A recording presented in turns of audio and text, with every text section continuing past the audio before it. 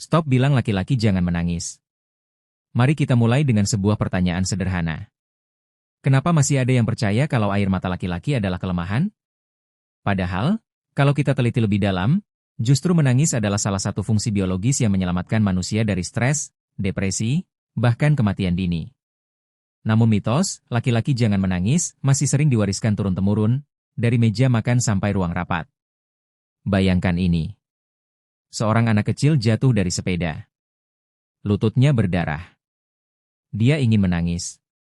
Tapi sang ayah berkata, "Hei, kamu kan laki-laki. Jangan nangis. Kalau nangis nanti malu." Si anak menahan tangisnya, pura-pura kuat. Lalu 10 tahun kemudian, ia jadi remaja yang lebih gampang marah daripada jujur bilang sedih. Absurdnya, luka di lutut sudah sembuh, tapi luka emosionalnya bisa jadi bekas yang jauh lebih dalam. Sebuah studi dari American Psychological Association, tahun 2019, menemukan bahwa laki-laki yang menekan emosi, khususnya dengan prinsip jangan menangis, memiliki risiko 40 lebih tinggi terkena depresi berat. Lalu, menurut World Health Organization, tahun 2021, tingkat bunuh diri pada laki-laki 3 kali lebih tinggi dibanding perempuan di hampir seluruh dunia. Apakah ada korelasi dengan budaya menahan air mata? Banyak peneliti percaya ada kaitannya. Kita sering dengar lelucon. Kalau laki-laki nangis, minimal harus diiringi soundtrack anime biar tetap keren. Atau, menangis boleh, asal pas nonton ending drama Korea. Humor ini lucu, tapi juga ironis. Kenapa harus ada syarat khusus biar menangis dianggap sah?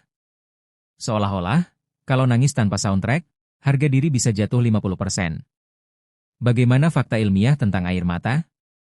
Secara biologis, air mata mengandung hormon stres seperti kortisol. Saat kita menangis, tubuh sedang melakukan detos kecil-kecilan, melepaskan zat yang bikin tegang. Dr.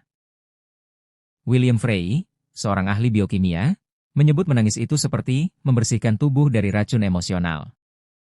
Jadi kalau ada yang bilang, laki-laki jangan nangis, sebenarnya sama saja dengan bilang, laki-laki jangan buang racun dari tubuhnya. Absurd kan? Namun, kita juga tidak bisa menutup mata. Dalam banyak budaya, air mata laki-laki dianggap simbol kelemahan. Di Jepang era samurai, ada pepatah, tangisan hanya pantas untuk bayi dan wanita. Di Indonesia, ungkapan, cowok cengeng, sering dipakai untuk merendahkan. Tapi di sisi lain, dalam budaya suku Maori di Selandia Baru, tangisan laki-laki justru bagian dari ritual kehormatan. Mereka menangis bersama untuk menunjukkan solidaritas. Pertanyaannya, budaya mana yang lebih sehat? Pro, laki-laki jangan menangis. 1. Melatih keteguhan hati. 2. Mengajarkan kontrol emosi. 3. Membentuk kesan kuat dan bisa diandalkan. Kontra, laki-laki justru perlu menangis. 1. Menangis adalah pelepasan alami yang menyehatkan. 2. Mengurangi risiko depresi dan penyakit jantung. 3. Membuat relasi lebih jujur dan hangat. Keduanya punya argumen. Tapi, data medis lebih sering berpihak ke sisi, boleh menangis. Coba bayangkan dunia di mana laki-laki benar-benar dilarang menangis. Apa jadinya kalau semua cowok ke dokter gigi, harus tahan nangis meski dicabut gigi geraham tanpa obat bius? Atau saat nonton Lion King pas adegan Mufasa jatuh, mereka harus pura-pura batuk supaya nggak ketahuan matanya berkaca-kaca? Dunia akan penuh dengan laki-laki yang hobi batuk palsu. Banyak orang punya kisah titik baliknya sendiri. Ada seorang eksekutif muda di Jakarta yang bercerita. Dulu saya selalu tahan nangis. Sampai suatu hari, sahabat dekat meninggal. Saya nggak sanggup pura-pura kuat. Saat itu saya menangis di depan rekan kerja. Anehnya, bukannya dianggap lemah, mereka justru makin respek. Kadang titik balik kita datang saat kita berani melanggar mitos lama. Studi University of South Florida, tahun 2020, menunjukkan orang yang menangis rata-rata tidur lebih nyenyak 30 menit lebih lama dibanding yang menahan tangis. Laki-laki yang menekan emosi juga punya risiko penyakit jantung 20% lebih tinggi. Studi Harvard Health, tahun 2017.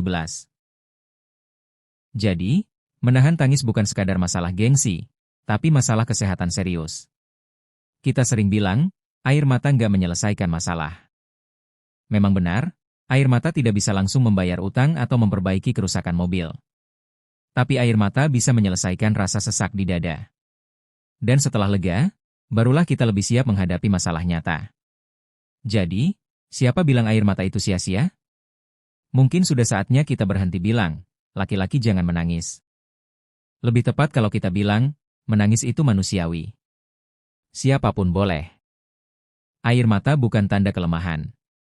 Air mata adalah tanda bahwa kita masih punya hati. Dan kalau ada yang tetap bersikeras melarang, ya, kita bisa kasih humor kecil. Kalau laki-laki nggak boleh nangis, berarti cucian bawang harus di-outsource ke cewek semua dong? Absurd, kan?